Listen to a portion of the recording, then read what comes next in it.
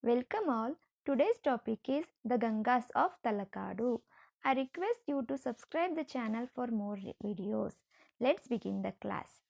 Political history. The Ganga rule was a significant period in the history of Karnataka. The area had been called the Gangavadi or the Ganganadu. They ruled major part of Karnataka for a period of 6 centuries. They were shifting their capitals for security reasons. Kolar, which was called Kolahala or Kubalala, was their first capital. Second was Talakadu, which was on the bank of river Kaveri. And the third capital was Makunda near Channapatna. Manyapura or Mane in Bangalore rural district was their fourth capital. However, Talakadu was their main center of administration. Their emblem was elephant. They had close relation with all the major royal houses of south, namely Pallava, Kadamba, Chalukya, Rashtrakutas, etc. Under the Ganga rule, Karnataka was economically prosperous. Many temples were built. Religious tolerance was the order of the day. Scholars enjoyed royal patronage. Peace and security promoted prosperity throughout the kingdom. Let's know about the origin of the Gangas. There are different opinions among the historians as far as the origin of Gangas is concerned. They are as follows. It is believed that the Gangas must have come from the Ganga river valley. The inscription of the later period tells us the Jain ascetic by the name Simhanandi helped the brothers Dadika and Madhava. It is doubtful whether this Simhanandi was a historical person at all. The first inscription that gives some detail about him is the Kudlur inscription of Narasimha of 963 AD. Though this was an inscription of the early Ganga period, it has neither referred to the northern region of the Gangas nor of the Jain ascetic even once. Moreover, the early Gangas were the followers of Vedic religion. The local origin. The later history about the Gangas, which gave them the local origin, is as follows. The Gangas must have been the sons of this soil. They saw an opportunity to build a kingdom because of the fluid political situation of that times. According to B.L. Rice and Professor M.V. Krishna Rao, the Gangas were natives of Karnataka. Their area was called Gangavadi in Old Mysore. Kaveri Valley was as sacred as river Ganga of north for the local people. The Gangas belong to the local agriculture sect of Karnataka. Gangadikaras are pure Kannadigas. There is no objection to think that Dadika and Madhava belong to this sect. Now let us see how the name Ganga originated. Ganga's capital was Talakadu. As it is on the bank of river Kaveri, it indicates the name of Ganga. Kaveri is often called Dakshina Ganga.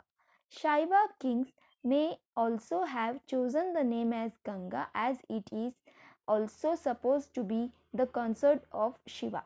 The Ganga rule was the longest in the history of Karnataka. If they were not indigenous, their rule would have also a short-lived one, like that of Maurya, Nanda, Shatavahana, Chola, and Pallavas. Contrary to this, the local Kadambas, Rashtrakutas, and Chalukyas ruled for a long period. Let's know about the early kings. The early history of the Gangas cannot be precisely estimated.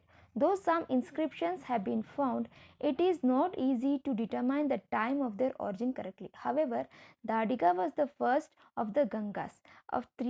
He was ruled for 350 to 400 AD. Konguni Varma has referred to himself as Padmanabha Sutta in his inscription. He had the title Dharma Maharaja. This indicates that he was independent. He defeated the Banas who were troubling his kingdom and came to have the title Banavamsha Vanadhavanala, that is the to the fire to the wood of the Bana dynasty. He built the Jain temple at Dundali in Shivamara district as per the wishes of his Jain guru Simhanandi. Around 400 AD, his son Madhava I, who ruled for 400 to 435 AD, came to the throne.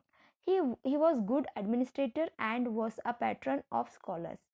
His sons were Harivarma, Madhava to Mahadeva to Vishnugopa, Veeravarma. Talakadu became the capital during Harivarma. He defeated some of the Pandits in royal court and took the title Vadi Mada Gajendra. Another scholar by name Madhava Bhatta came to the court of Harivarma. He discussed the problem of Atma, Paramatma and related matters with Buddhist scholars in the court. He suppressed the Buddhist scholar with his brilliant answers. Buddhist scholars accepted their defeat. On that occasion, Ganga king Harivarma honored Madhava Bhatta with the title Vadiba Simha. From Madhava III, he was the son of Vishnu Gopa onwards, we get the clear records of the Gangas history. Madhava III had married the sister of the Kadamba king Krishnavarma of Banavasi. Madhava III, who ruled for 460 to 500 AD. His another name was Tadangala Madhava. He was an expert wrestler. He was tolerant and had earned the loyalty and love of his subjects. All the religions enjoyed royal patronage. Large endowments and grants were given to them.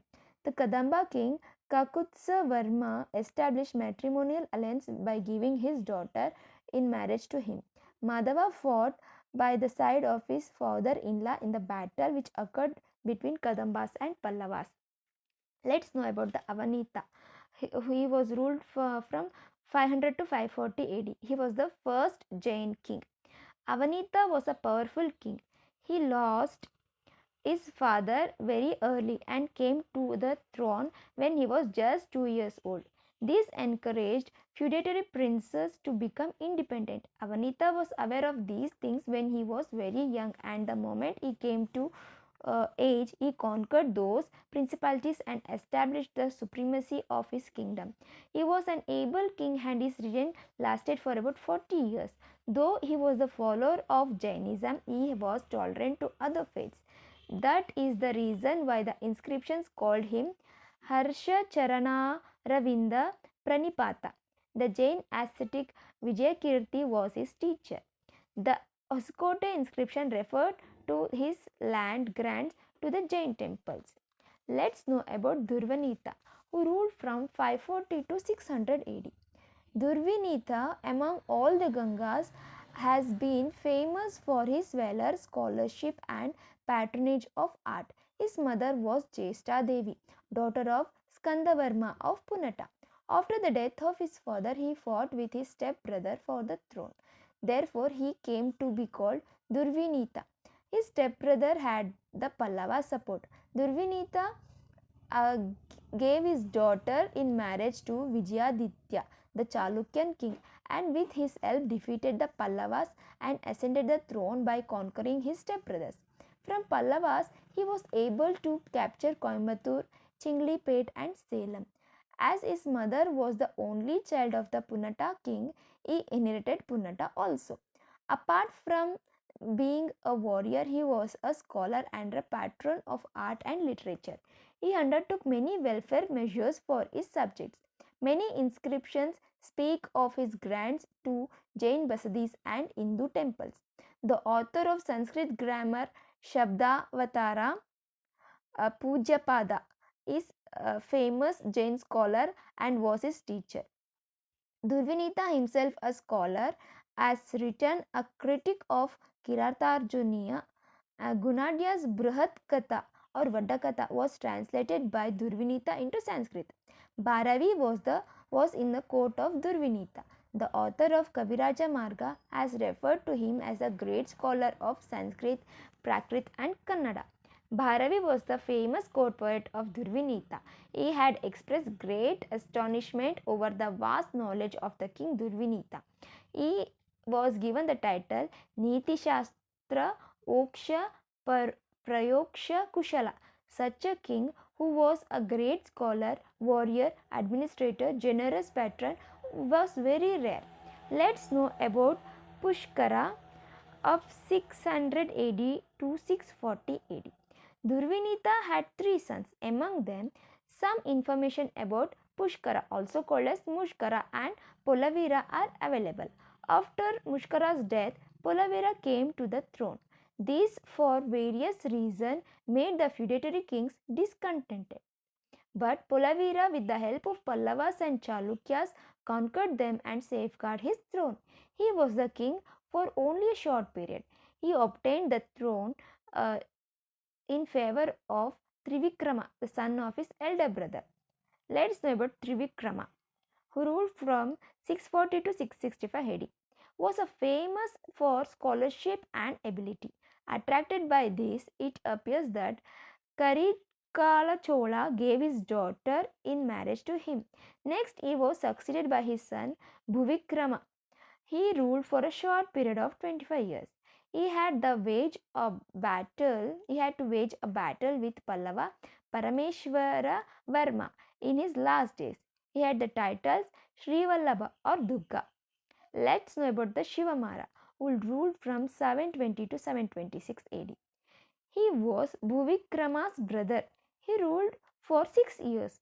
He successfully withstood a Pallava invasion. The defeated Pallavas paid him tributes. He had the title Shishya Priyaha, Avani Mahendra, etc. Eraganga, who succeeded him, conquered Torenadu, Konganadu, and Malenadu provinces. Let's know about Shri Purusha, who ruled from 726 to 788. Shri Purusha was the grandson of Shivamara I. He was one of the best kings of Gangas. In his lengthy reign of 63 years, the Ganga kingdom attained new height of prosperity. The Gangas were the fearful rulers to others during his period. According to the source, the Pallava king Nandivarma captured the Kuvalala, and according to another source, Shri Purusha supported the Chalukyas in the battle at a place called Tundaga. The Pallavas were defeated. In the midst of their attempt to subdue the Chalukyas, the Rashtrakutas start attacking the Gangas also. Afraid of this, Shri Purusha shifted his capital from Makunda to Manyapura, that is Mane of Bangalore district in Nelamangala Taluk. Finally, in 768 AD, in the battle, he defeated the Rashtrakutas. The Nolambas, who were tributaries under Gangas, were troubling him with the support of Rashtrakutas. He reconquered them.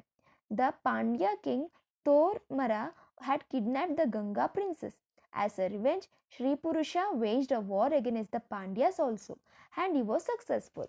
He had great knowledge of elephants and wrote the book called Gajashastra. A patron of art, he had tolerance towards all faiths. He had the titles like Konganisha, Kongani Mattarasa, Parmanandi, Shri Vallabha, etc. Let's know about Shivamara too. Shivamara was the eldest son of Shri Purusha. His brother Duggamara rebelled against him and attempted to establish his right to the throne. Shivamara could ascend the throne only when he completely suppressed the rebellion. He was able to establish peace for some time, but the Rashtrakutas began to attack him. And when the Rashtrakuta brothers Govinda and Dhruva started quarreling for the throne, it gave a short respite. However, Dhruva was able to come out successfully in the civil war and ascended the throne. Later, he attacked the Gangas. Shivamara too was defeated and was imprisoned by Dhruva, who appointed his other brothers Stamba as the governor of Ganga kingdom. During the reign of Govinda II, who succeeded Dhruva, Shivamara too was released from the jail. In order to take revenge, he invaded Rashtrakuta kingdom with the help of Chalukyas.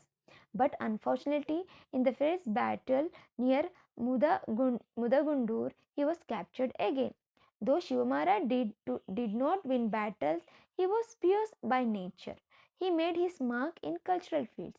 He had faith in all religions. He was responsible in establishing the Jain Basadi at Shravana Belagola. Many Vishnu temples were built by him. He gave grants without discrimination to many associations and institutions. A scholar by himself, he was well versed in logic, Vedanta, grammar, and other sciences. He wrote Gajastaka and Setubandha. He could read difficult texts like Ganita, Sutramatha, Yoga Shastra, etc. with great ease and interpret them. He was succeeded by Marasimha and Vijayaditya. Let's know about Rajamala I of 816 AD. When Rajamala came to throne in 816 AD, the situation in the kingdom was chaotic. The Rashtrakutas were planning to conquer the Gangas. He married the granddaughter of Nolamba king Simhaprota and gave his daughter Jayabe in marriage to the later Nolamba king. This made Rajamala more powerful. Amogavarsha was angered by the development and sent his general Bankesha to invade Ganga kingdom.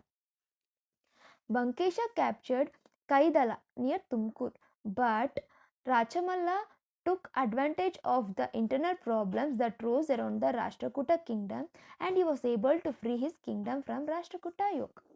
Let's know about Niti Marga Ereganga I. He ruled from 843 to 870 AD. Rachamalla was succeeded by his son Niti Marga Ereganga. He had the title Niti Marga, Ranavikrama, etc. With Nolamba's support, he defeated the Banas and captured their kingdom. The Rashtrakuta king Amogavarsha, with the support of many kings, declared a war against him. Though he was successful in the beginning, Amogavarsha was defeated in the battle near Rajaramudu. Finally, Amogavarsha gave his daughter Chandrabalabbe in marriage to Ereganga's youngest son Bhutuga. Ereganga was an able administrator and liberally encouraged art and literature.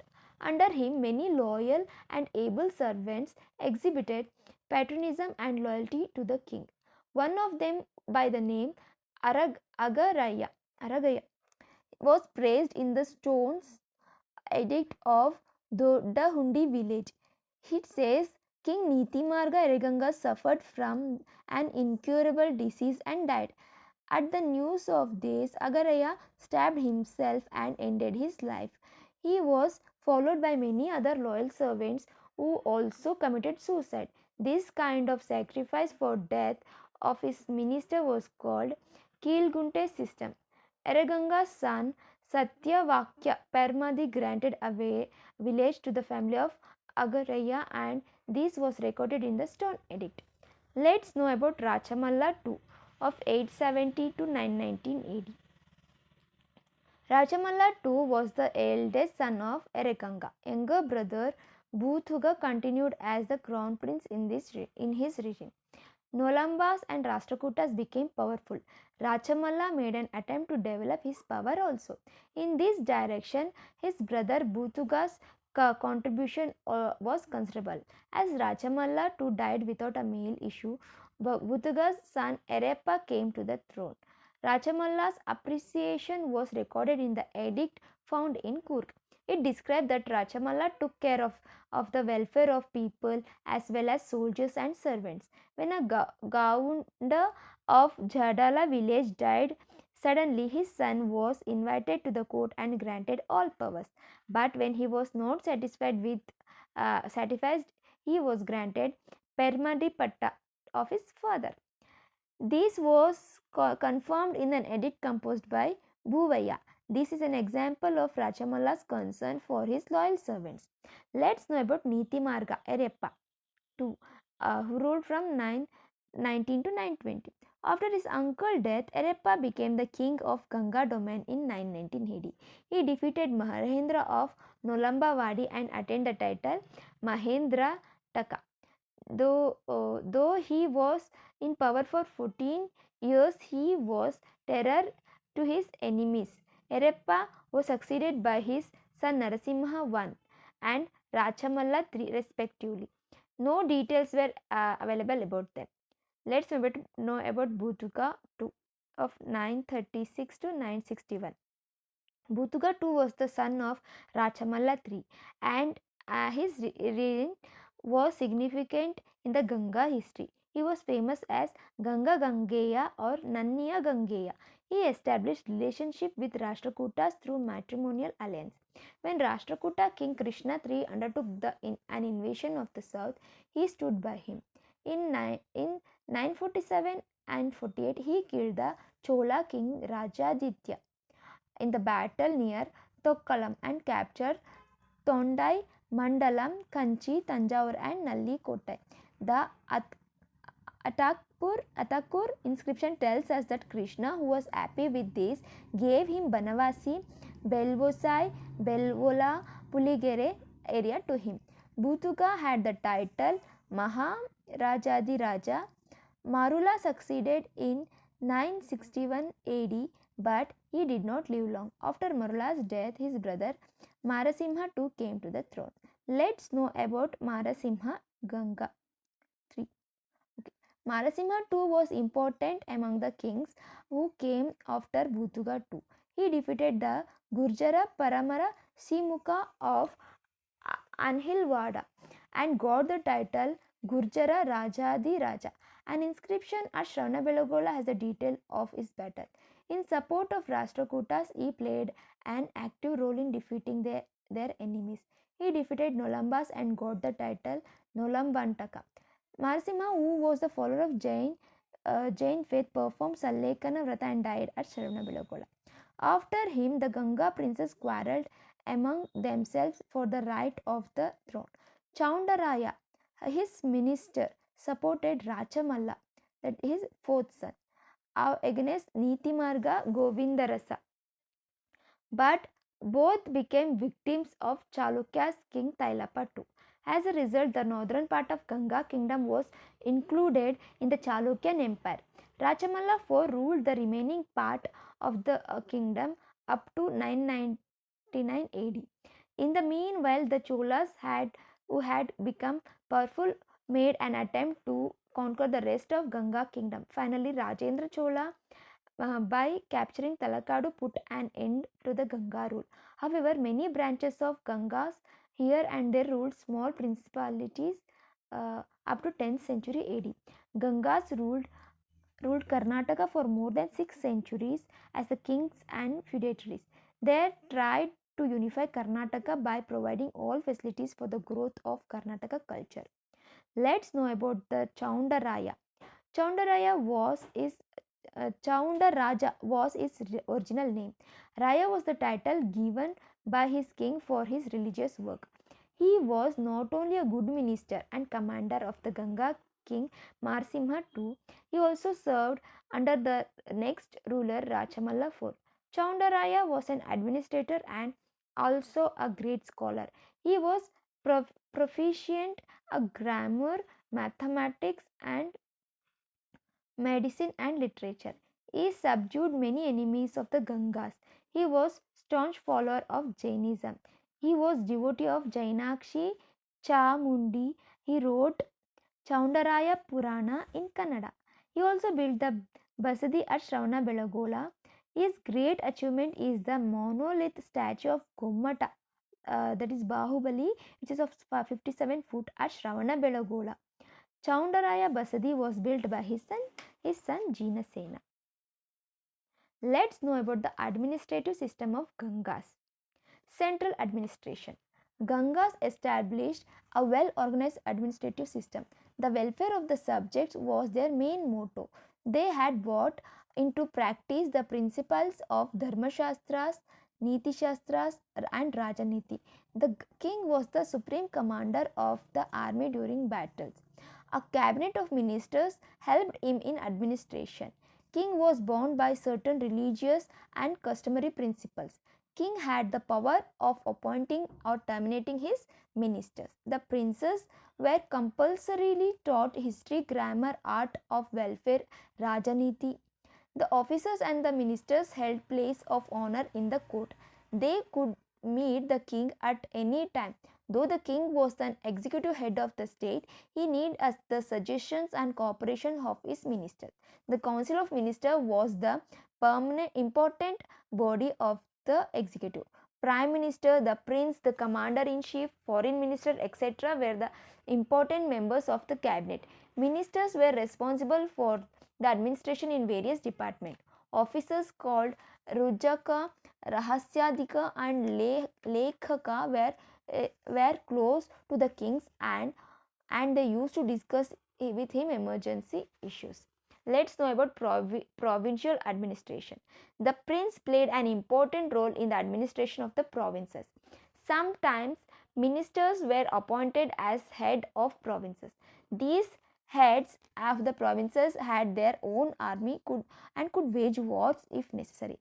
This was the weakness of the Gangas administrative system, because when the center was weak, there was the possibility that the strong heads of provinces would rebel. Provinces were divided into Nadu, Kundana, and village.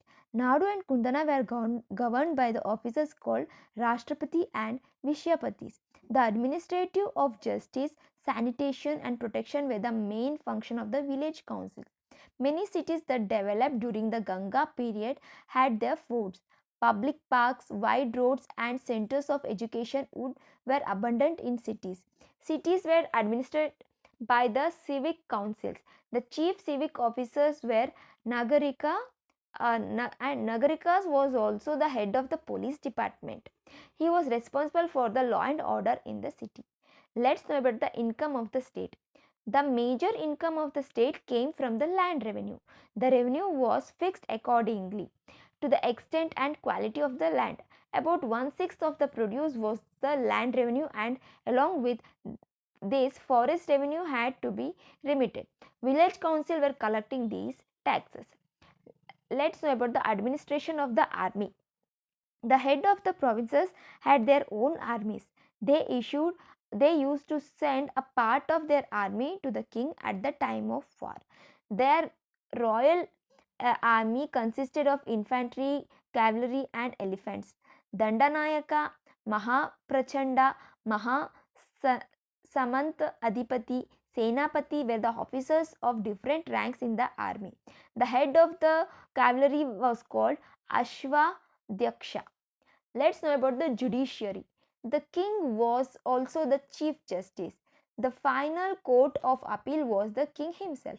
The king tried to be impartial and free from all kinds of pressures in judicial matters. For ease for easy administration of justice, the king appointed many subordinate judges called Dharmadhyaksha and Rajadhyaksha. The judges in Nadu were the officers called Dharma Karanika, played an important role. In villages, the village council was responsible for administration of justice. The punishment and penalties were strict, and there was stability in the kingdom. Let's know about the cultural contribution of Gangas. In the field of education, Gangas had given prominence to education. Agraharas, matas, Jaina basdis were centers of education. Education was compulsory for the princes. Technical education, though not in modern sense, was also encouraged. The study of religion and logic were predominant. Talakadu, Perur, etc. had such agraharas and chaityalayas. The Brahmins who got land grants from the kings were teaching Vedas epics in these agraharas, but this was not extended for lower communities. Matas were imparting free education to upper caste boys. Let's know about the literature. Gangas were great patron of literature and education. Under their patronage, many Prakrit, Sanskrit, and Kannada works were written. Many inscriptions of the 9th and 10th century were in Kannada. Shri Purusha, Durvinita, Chaundaraya, Shivamara were themselves scholars and wrote several works in Kannada. Ganga King Shri Purusha wrote Gaja Shastra. His inscription mentioned the names of some poets like Kavi, Paramesha, Devanandi, Nagavarma, etc. Shivamara authored Setubandha. Subinita, who proficient in both Kannada and Sanskrit, he translated Gunadhya's Vaddakatha or Brihatkatha from Prakrit to Sanskrit. He has written a critique on Panini's Vyakarana and the 15th chapter of Kiratarjuniya of Bharavi. Pujyapada, who was patronized by Durvinita, wrote uh, Spadavatara, Shabdavatara, a book on grammar. It may be remembered as the famous. It may be remembered that the famous poet, Jain poet Ranna was also received patronage from the Gangas for some time. According to Dr. A. Venkatasubaya, Hemasena seems to have written in Sanskrit work Raghava Pandavya. He was a contemporary of Bhutuga. Vadiba Simha, another contemporary, wrote Gadya Chintamani and Kshatra Chudamani, but these are prose work in Sanskrit. Chaundaraya Purana was a Kannada work of this period. The author of Sanskrit grammar, Pujyapada Devanandi, Vidya Dhananjaya, Veeranandi, Asaga, Nemi Chandra have referred to Rakshasa Ganga as a patron. Rakshasa Ganga was the last Ganga king. Let's know about the religion. Most of the Gangas were followers of Jainism, but all the kings were tolerant of other faiths. Perhaps the Ganga kings were staunch followers of Jainism. As the Gangas lost their prominence, Jainism also lost its prominence. Let's know about the music and dance. Members of the royal families, courtiers, concubines were well versed in music and dance. The artists were patronized by kings and queens as well as feudatories. Bachala Devi was a prominent dancer of the Ganga period. She was called Nritya Visharade. The king had given the title Patra Jaga Dhavala. This has been recorded in an inscription of the Gangas. Let's know about the art and architecture. The Ganga period was important in its excellence of art and architecture. The temples, chaityalayas, and basadis were built in many peoples.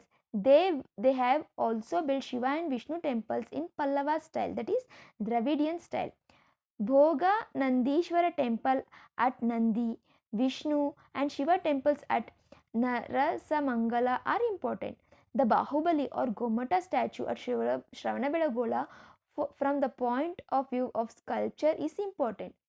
Manasthamba and Brahmadevara Stamba were popularized during Ganga period. Manasthambas have been erected in front of Parshvanatha Basadi. The Jain idol is placed on the top of the pillar. The Brahmadevara Stamba also had an idol on the top. During this period, Saraswati, Lakshmi, Vishnu, Buddha, Mahavira, Yaksha and Yakshis idols were carved in a large number. The Kalleshwara temples at Aralaguppe was built by the Nolambas, the feudatories of the Gangas. On the roof, there are the figures of Nataraja and the Ashtadikpalas finely carved. They have been adorned with crowns, coronets, fine drapes, holy threads, and holy veils. The idol of Shivalinga is found in the temple. In the Vaidyanatha temple at Talakadu, the figures of the remaining Ashtagrahas have been finely carved on the halo around the Surya idol. Another special feature of the Shaiva temple is the carving of the idols of Subramanya, Ganapati, Nandi, Durga, and Sapta Matrikas. That's all about Gangas. Um, Next class, let's